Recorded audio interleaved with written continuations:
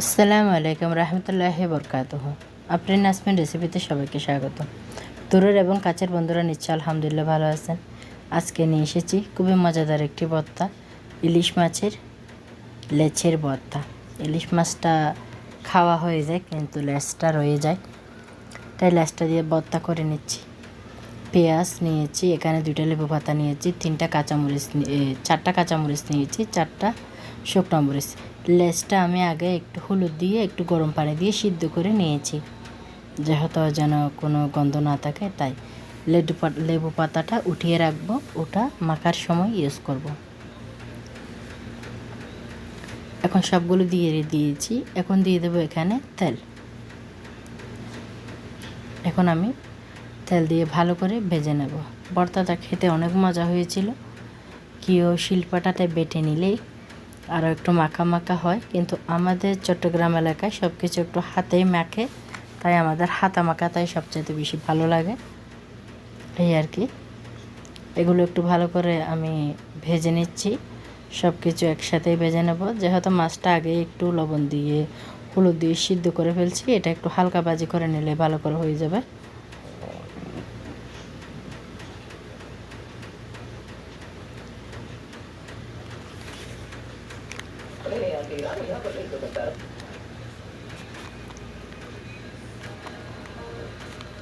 মাশাআল্লাহ সব কিছু সুন্দর ভাজি হয়ে যাচ্ছে।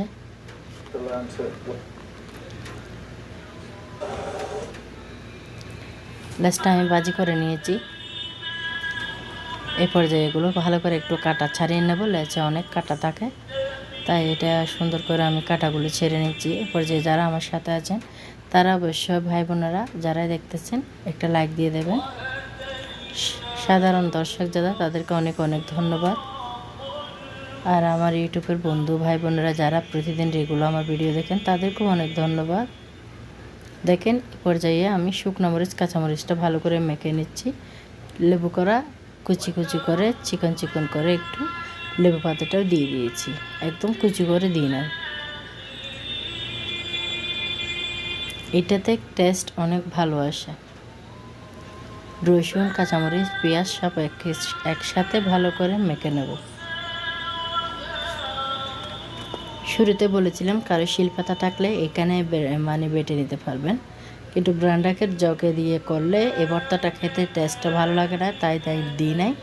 কেউ চাইলে ওইভাবেও করা যাবে, কিন্তু আমাদের এভাবে করলে খুবই খাইতে ভালো লাগে। যেহেতু সব কিছু ভাজি করা আছে, তাই আমি এক্সট্রা তেল দিচ্ছি না। কেউ চাইলে কোনো সরিষার তেল দিয়েও করতে পারবেন। দিয়ে দিয়েছি কুড়ি করা বাছা আমি ইলিশ মাছের লেজের মাছটা। ইলিশ মাছের মাথা খেতে ভালো লাগে, কিন্তু লেজটা খেতে খুবই কষ্টকর, অনেক কাটা থাকে, তাই ভর্তা করে নিলে খেতে অনেক ভালো লাগে। দেখেন মাশাআল্লাহ কত সুন্দর হয়েছে। আমি মরিচ পেঁয়াজ সব কিছু একটু যেন মুখে বাজে এভাবে দিয়েছি। জ্বর হলে এটা এভাবে ঝাল ঝাল ভর্তা ভালো লাগে। শিলপাতাটা পেটে নিলে একটু মিহি হয়ে যায়।